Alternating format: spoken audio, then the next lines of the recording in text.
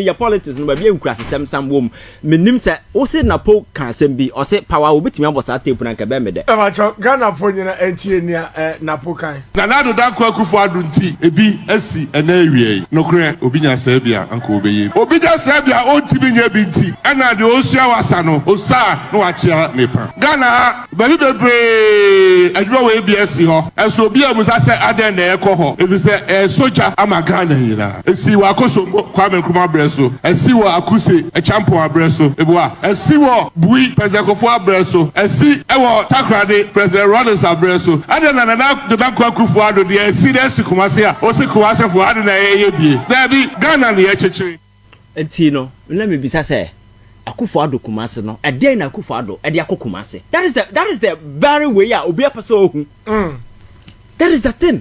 Nanya no kra na yanka Alaska na sa wo pese wo trans na wo ye fair analysis very honest ayo power sector.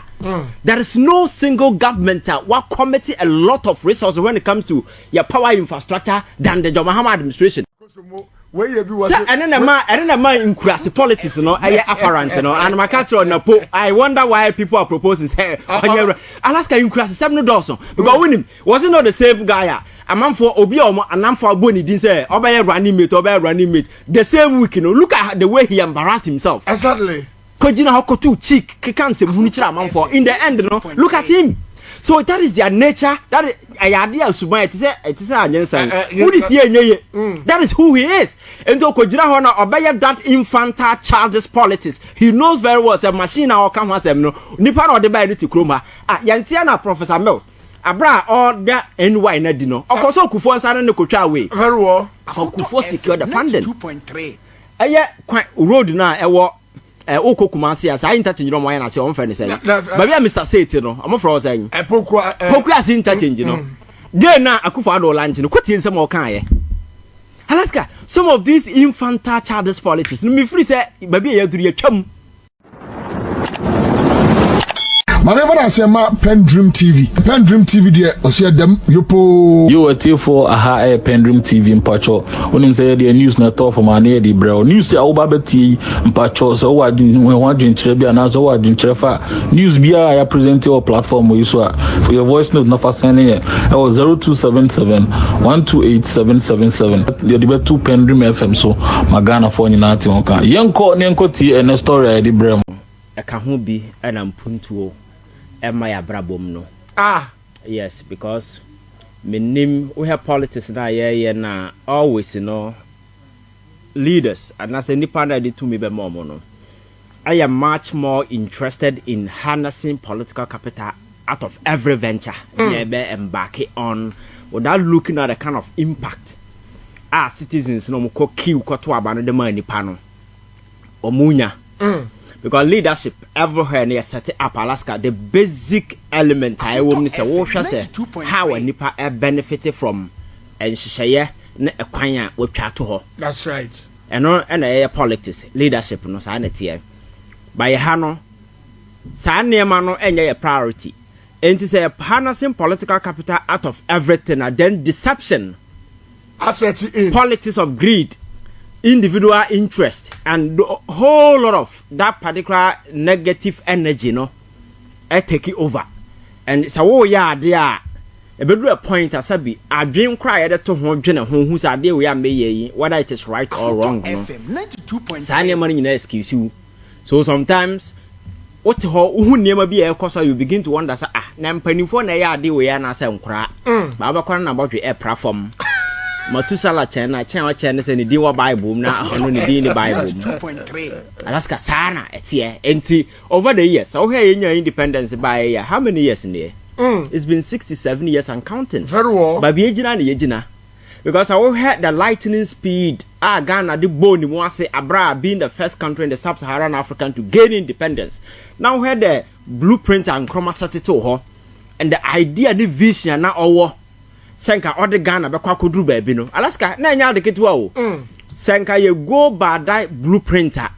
nka ne Ghana ni abrantie ensore nkone na Middle East so kopa adwuma enka Ghana ni abrantie enkotena balu so e wo Libya se o track for Spain akopa brabo but enam say greed na the way yenti be mfa nya adwuma na that blueprint na yato atwene na politics in the last time bana me catch say abaye self-serving counter okotena akira 2.3 udia me am wofu ahye say ehia kura so kwakọ fibi egu asia ba bie ma ba fele a na ekom de wunua no ma. That is the kind of leadership table ya set up e wo kroma say enti politics adidi awura ade biam ene ye de ababedru ba bia ababedru dum so a challenge and over the years ye nyina ye nim kwan a afaso a abidavo yan because abran kroma bo ne team po say Ghana ya pese ya go the industrial way make catch us osate up temana na factories ni na se for air coming on stream no Alaska o energy demand ebe peak akosoro.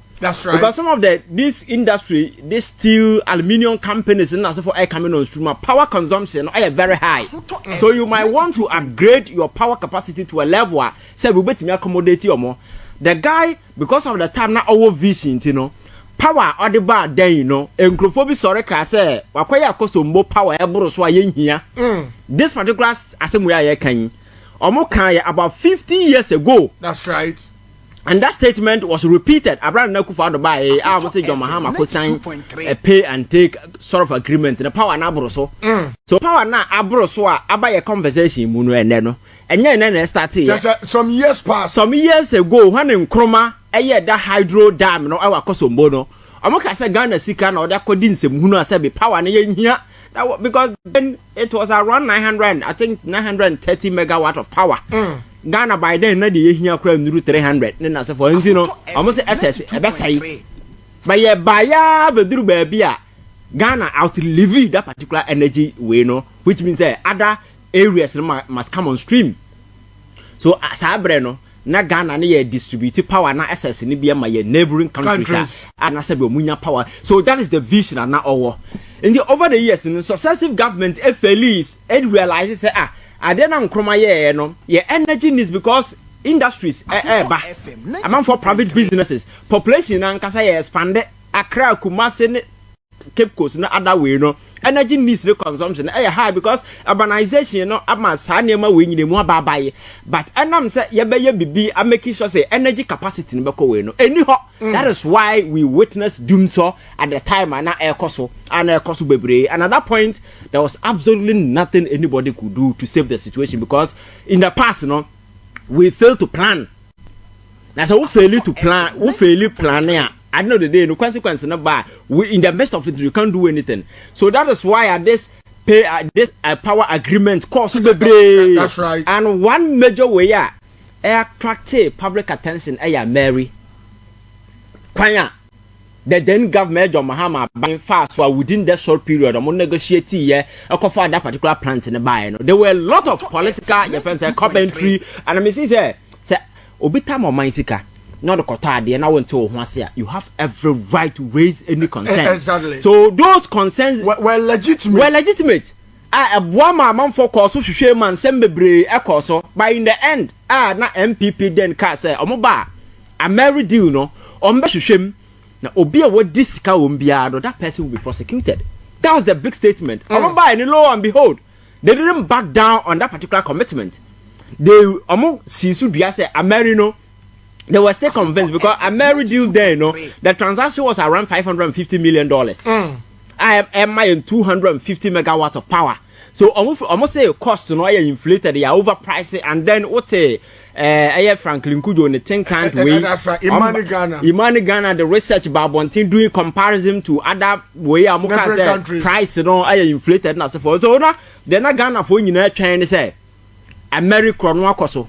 Enti aban foforo abai de ye be nhwehwemu ama nkrofo no mokoto ya omudi Ghana dwirim no Alaska yati omuti afiri so ena aban no sesa na mo set up committee ne na se for your investigation ya na se for enti boache agya akode na se minister no ena na o lead that particular charge and obeka ya Akuffo Addo bae na no mo ka se Otumfour Mahama assign a lot of power agreement ayen hia no omode moja hyew etwitwa a lot of the contracting without going through due process. That's right. Ama some of the companies you know asiu Ghana asisi amano kasa yi Ghana etia eka judgment debt your friend say UK court and several other way above Ghana kasa that agreement na ye terminate ye no ya mfa mara kwan so Ghana etua judgment debt abesi na yegu so yetua. AMERI one of the biggest transaction on the table. So they attempted that particular way. So you become then the then energy minister Ebuacheja control letter the command Attorney General na AMERI. Your friend is saying so fire Akuffo. Because our person will take a certain decision, even though initially no I want to be more that anyway, and I want your command for the advice on the AMERI deal. Mamini go through all the documents in your car say. We'll go through all the transaction. Even though terms of agreement na work contract no free say in favor Ghana. That was the statement though. But when as to whether say fraud akoso, obi a sika, obi a committed crimes there, she cannot establish based on the fact they are available to her. And on that basis, and I'm saying something illegal be ankoso so far as the transaction are concerned. No, sabane kase or koso a terminate AMERI contract na. At the assembly. And the only advice they say. And I'm saying kronu be ankoso be ntino. What they can do, they say they should engage the AMERI as a company. No mon kasa. Na omon renegotiate terms na ono na bimo free say em favor Ghana no. Right. Na ye renegotiate terms no. Alaska. The renegotiation na kofa nsem bebre bae no. I say cabinet set up meeting say ye betena say abesete up a team na ya hwe omoni be wa honso na kabia sa rechiri da kwakọ bo bi pa amena and also assetting we I review bibia we dia common minister na say onje hwem na yankonko a and a cover that tussle between I don't want to go through those way cover that tussle between ono and Gabia Sarachira Kwa and now so we president in anymore say he was misled Emma Nikofie. So that is the AMERI for you. AMERI way Emma Nipa Emma and I'm so busy because it's MPP campaign and I'm so winning political power because to a lot of not here egu so say a few and a lot of people bought into those things. So everything around this whole thing, you know, the political aspect of it, Alaska, we free men. So you have a baby. Now say AMERI, no, a free company inside because the contract was 5 years. That's right. 5 years. No more year we are. Say hand it over to government of Ghana. Contract no now expire on the 1st of February 2021.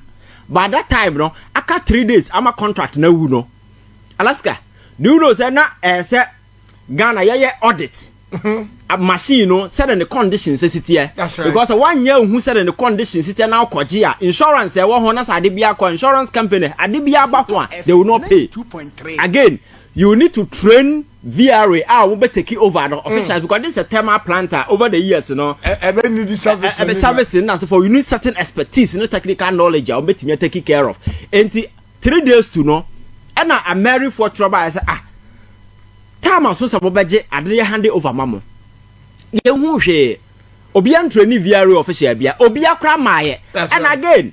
I didn't sign the $32 million a standard bill as at 2021. That's right. Sikani and Sankai. And Timunya ready some machine Mubaja na and a year back and forth. Time Nasanka machine reverted back to Ghana clan. Ebetoso and the copy 2022. Okay. Ugananka say take it over 2021 and 2022. Alaska Ebedi Ghana buying some and they hand it over to VRA.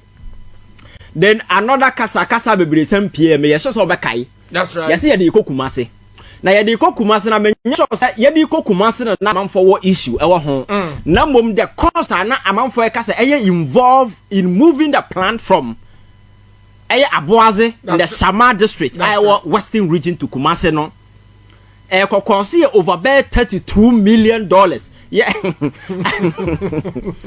AMERI no, was it AMERI na 10 unit your friends are planned. That's right.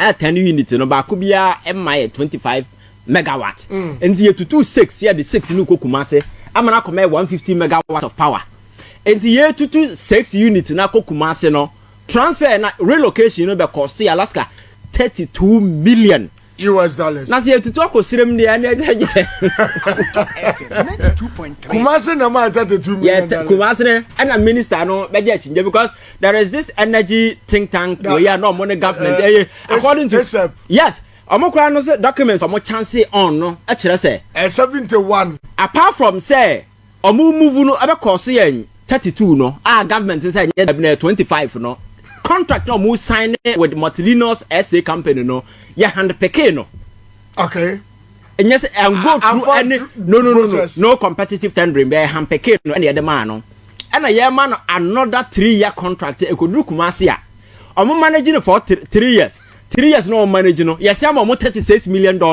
and in all no $71 million AMERI na you fraudulent yes Afebedu Ghana ha. Afebedu Ghana no. Amanfo afa kwan bi so ebenye omo cut free so because nka Gabriel Sarchire da kono fa ho se ya renegotiate. That's right. Now renegotiation unim bia na ewom. Renegotiation no original agreement no. Me catch say machine ya turn on your friend say build, own, operate and transfer basis. That's right. And to omba build a operate. So after 5 years no more transfer to Ghana. Na be ye bona fide property. Gabriel Sarchire da kon say or renegotiate no. Ono ko tro say enkrofo no enrane machine for 20 years. Na Ghana yenti $1 billion in fampi omo so. Ade na say ye kro no dey turn $550 million. Eye kro no. Nkrofo no mefa ne 20 years. Na yentia tax Ghanaian taxpayer no ensantia extra $1 billion and fampi omo so no omfa. According to the na Gabine ne nkrofo no propose no de nka bai na AMERI no medi ye ho Kenya Ghana de ne de kusi Kumasi am Otumfour no akosa mpintini ne Yakobo ntwena mo asa ho because nka ye wo the next 15 years e wo yanim. These are the truth, the hardcore truth. That's right. Alaska nti ye tutu adinde ko Kumasi no and am say wo tutu ko Kumasi a make sense because you see power infrastructure is very key because Oko America some of their critical installations in the for no ya sada position or more at an area because anything can happen in the country.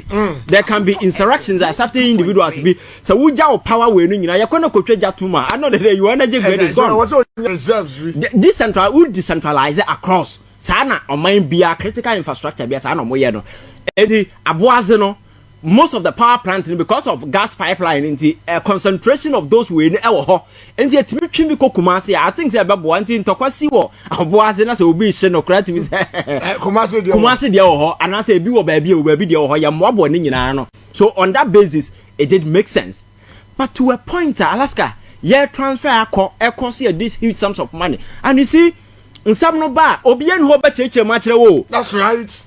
That is adie san wo obian ho ba cheche ma kire wo na me utie story na man narrating. That's right. The political score na asefo along the line nyina aba na in an election year obi hu say me de me hu ya me yam see me say na no and I'm one of the first person I break this particular story. That's right. Alaska me hu flyer I say VRA for say omoko lanche hooray omoko commissioning project wo Kumasi na me hu K1 TPP wo Kumasi me say meti ha maintain time Ghana aye like yakoto power bi ana say yaye some way bi ana ba say na Kumasi TPP 150 we na free fa and sana wuro me na konta san aya AMERI na yatutu 6 unit ne de akono ene yakosesa din no ene yaye no K1 TPP ordinary enya big story enya hwe enko so anything because it's sandy enya hwe but Alaska the idea to conceal it now make it look like a new project and knowing the political history of AMERI how these people bastardized insulted to the extent that the scandal every mobile you know everybody we are very honest we want to tell the story say how yaba bedru obi yabedru sabi obi abaya clear awon team and you see your politics no be enkurase sem wom menim say o say NAPO kan sem bi o say power obetimi abota tape na nka be me de e ma cho Ghana fo nyina entie ni NAPO kan na nado da kwa Akuffo Addo nti ebi asi ena ewie no kre obi nya sa bia anka obeye obi ja sa bia o ntimi nya bi nti ena de osua wasa no osa no wa chia nepa Ghana bali bebre adwo we bi asi ho eso obi amusa se aden na ekoho ebi se soja ama Ghana yira esi wa kosombo kwa kuma breso esi wo akuse champion abreso ebua esi wo bui pezekofo abreso esi ewo takrade president Ronald abreso ade na da kwa Akuffo Addo de esi de esi Kumasi a o se Kumasi ade na ye bie da bi Ghana na ye cheche enti no let me bisa say Akuffo Addo Kumasi no a day na Akuffo Addo e dey Kumasi. That is the very way ya obi apese ohun. That is the thing. Nanya no kra na yanka Alaska. Na sa opese wo trans na wo ye fair analysis pa very honest. Ayo power sector. There is no single government what committee a lot of resources when it comes to your power infrastructure than the John Mahama administration. That's right. Because abra yenya power crisis no. Na evidence say your power output very low. The guy decided say obeye bia to make sure say you bet me elevate your energy needs to a certain level. Aban no buy no admit say ene. Ye nya power na manabro so. Ama government no kra asinsign pay or take agreement be bre ebo man ka energy sector ka no dodo na ye because of this agreement. So the question is ope obi a why that particular investment our power sector our evidence what bet me gina so aka say we ayo no. So how come and how question number we ka say your friend say na Akuffo Addo e de yakokuma say 150 megawatt no. Let us assume without admitting say the 150 megawatt of power no cry Akuffo Addo initiation na kofa buy or the kokumasi a. Can you compare to other infrastructure that has been laid out there? Alaska, this is the level of dishonesty. And you see, some of these things are understandable. Now, no, make catch you say, so we over the years, see, so we heard the Ekoso, Ewo Kumasi in recent times. The whole Ashanti regional minister, Ekotena radio, so Ewo Kumasi, and the Yebisan say, Mr. Man, at the end of why, Ewo Ashanti regional Akuffo Addo buy because you say, Kumasi, a World Bank. The whole Ashanti regional minister, our administrative head, even toilet Kumasia or Yahweh. He couldn't mention a single development Kumasi. Not even one. And then he told the host to say, only Nechi, man called the office. Meaning say office investment in the office and there nobody knew. He couldn't say anything. Asenso Boache call Star FM could make the same thing. So Alaska, this thing is a desperate attempt by government just to convince people say Ashanti region yanso ya bibia mamo and I would say NAPO statement now. It affirms this fact. That's right. It is out of this desperation the fact to say in Ashanti region despite the votes ya twama ama MPP over the years. Na omunye nyamfaso bia animguasiaba no. We need to do something to tell the people say Alaska ye di bibia bramo. But the way this will be all gullible. And will be all ignorant. Maybe they think the people are so gullible and so ignorant, say they can hoodwink them into believing, say, because Akuffo Addo prioritize or more above any other Ghanaian or anything. And all this investment way back. And ye plant ya hodada and ye go to 2 free baby. That's right. And ye can see any idea but ya plenty moment top. And the just like sa train no makwase sa dia ba say no that's you can want say Malaska me say train no just go and bend train no na hwe the body of the train what say exactly aye niam dada bi egu ball ase ba bi na yakokika si ani mu ne ya painti da besi ho. I saw the pictures yesterday. That's right. And my candidate say there is no way omokoto train papa bia dia ba begu ana chense mu na I think Matis has some that. I'm a captain, me can already away so. Now I see you try train. Alaska train ya to her. For the past 3 years.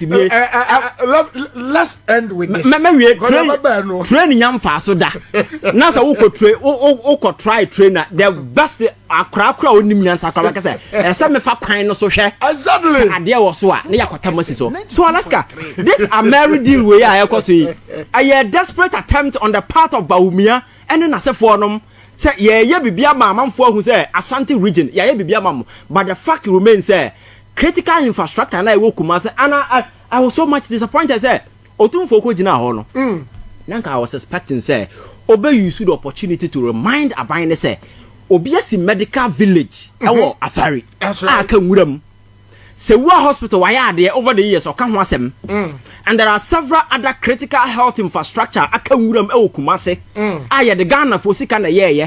Aban na otwam nu kwa na see ya enye ono ne bottom sika na odi see ya or the Ghana for sika na see ya and commit to benefit the people of Kumasi eno na ye critical infrastructure nipa be benefit uwia you can take credit say anya shobi na start ya unso na wie ye ko Ghana aban sika na ye de ye ni nyina. These are some of the things that you tell the people to do. But Alaska, you reduce this whole politics to this kind of minhu Yabusian for your number 4 and you can some number sabi a favor a lot of people when we know the truth. AMERI no be any baby free buy. So anya hwe kra no at least just catch a nipa say sa project we buy asuma si na kofa buy na ya buy so ye to aso. As simple as that. I look at the names he was mentioning Kufa Nkrumah Ayebi Wakosomo where you be was and then a man in crassy politics apparent and my catcher on NAPO. I wonder why people are proposing say Alaska in crassy 7 Dawson because winning wasn't not the same guy. A man for Obioma and I'm for Bonnie didn't say obey running mate the same week. Look at the way he embarrassed himself. Exactly.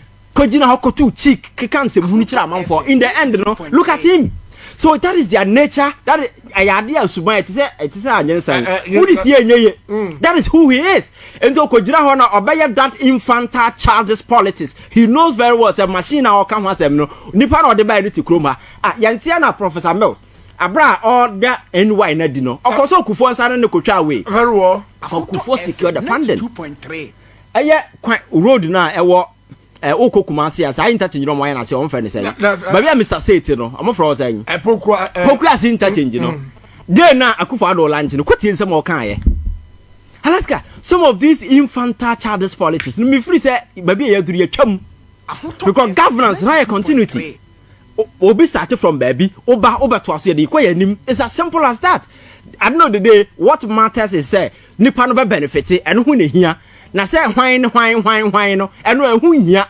But you can create an impression say this is an all new project when wakosesa power plant aboa no de abakumase and we see the narrative for eka ho say ye do asantefo over the years na ban bia ba onye bi mamo na ye ya bai de we ne ye ba ya ma. When do you know the truth? The reason why AMERI ni nyina koboa no ewo aboaze, do you know why? Because the AMERI plant was commissioned on natural gas. Exactly. And because there is a gas infrastructure project. It cost over $1 billion investment. I buy now person we need no. Or no, it was John Mahama who did that particular investment there. And that particular plant was there. Enti afeno, what's a Wokotam Sikama company build the gas pipeline from Kumasi from wherever Abuaze to all the way to Kumasi to supply the offense natural gas. Alaska. Sandy Panam person born yes. The gas no. Exactly. So you see, I don't make us say increase 7 yard also. Baby we should be talking about the way forward. Because I missed all this power where you celebrating Nasifoi. AMERI wa you cry. Look at the situation we are in today. Me and Kasam for the past 1 week in the Alaska. What's not fear ye? What's not fear ye? Says Yamanoka say, remember that sorry, and up 5 a.m. near Doom Light up to now. Am I? And Nora, the whole day it was off. The following day it was off. That is the current situation. I tell her now, me individual men for power no any personal business in Bono. Look at the way I'm suffering. And a man for more businesses or more coastal. A man for more use of power no for their daily activities. Our government need to come clean and explain to people why. In the midst of what and say your power, I bro so. Argentina Ghana for any power is sustainable. You own the people explanation. You be sub minister no ban no can cross seminar or find no occur. He's not answerable to anybody. But the reality is that Ghana for are suffering. So baby agency say what is the problem? Is it because the me say problem yet home because we don't have money to pay for the IPPs. That's right. Because IPPs no sorry ana nisika ma no answer will doom the plant. Won't mean hwe. Because plants no, when the independent power producers no, answer am plants ni beba no. They go into agreement with the government to say, "Ye be produce power na ye ya obeto." We need guarantees. Because Alaska, so Obi be produce power individual you can buy. Exactly. And yes, a company business. We don't have that capacity. No, and a power generation is in here. Tomonta, uko say market and me tom power Toby. No, so answer a company the bebano on the government be go into agreement. Say me produce power now. Enti give me an assurance. Say you buy the power.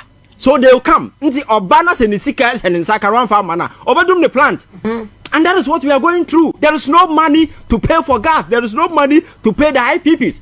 Power sector na ho nanka ya the fund ato ho sa ya friend say Esla ye be make sure say players na ho no ye ombetimi di sika na ewom no etuetuetutu omhoka.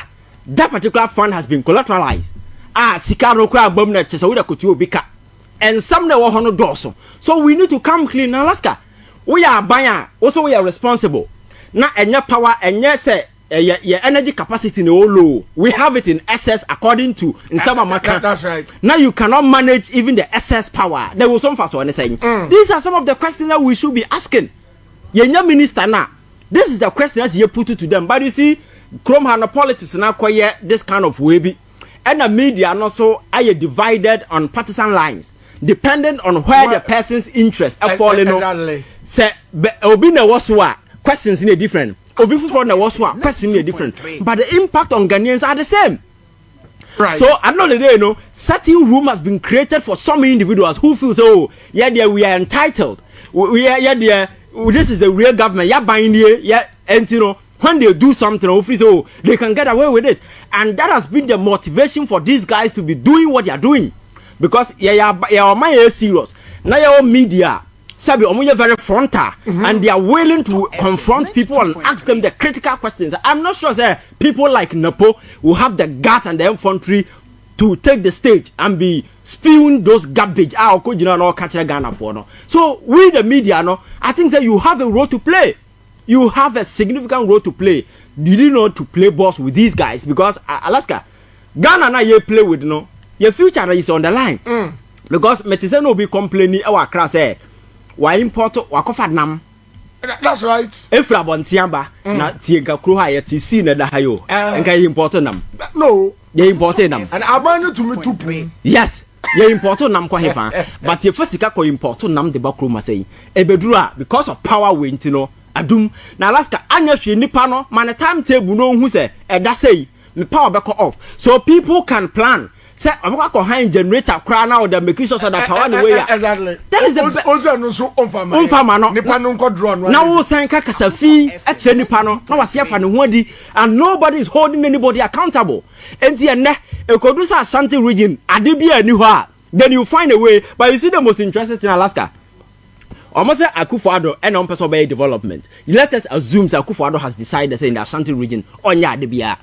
Akuffo Addo as a person, and I'm say MPP Ashanti region play a crucial role in the politics of the MPP and the governance architecture. You can't do anything without Ashanti region. So whether he likes it or not, he has been forced to appoint a lot of people from the MPP. Ebinu cabinet ministers, ebinu CEOs, ebinu who do sensitive positions. So all these people put together. Alaska, my question is, what is their bargaining power in terms of impressing on the president to do something in Ashanti region? And it's a president in Nanyana Sani Padudo when you know, so Muntibia. I just have to name fast walk. And that's almost there. Also, name fast walk. Because it's not just one person, a tons of people are hold this sensitive, critical position in this government. So Akuffo Addo as an individual and I decided to make a deal Ashanti regional. What about these people? What's your bargaining power? Can't you impress on the president to do something in Ashanti region to the extent you have to do a pointer? You've been asked, say, just mention one monumental project in the Ashanti region. You couldn't even mention a single one. Or some first was a minister and saying, and I think that the people must rise above this partisan, tribal politics kind of way, you know. So you making sure say, yeah, judges are buying based on Nema Waya. Some of these things will get away. Because it was NAPO who went to Ashanti region and told the people, say, Kumase dear, your mom MPP t-shirt and one and one. Abajimumre na omo yes politics no.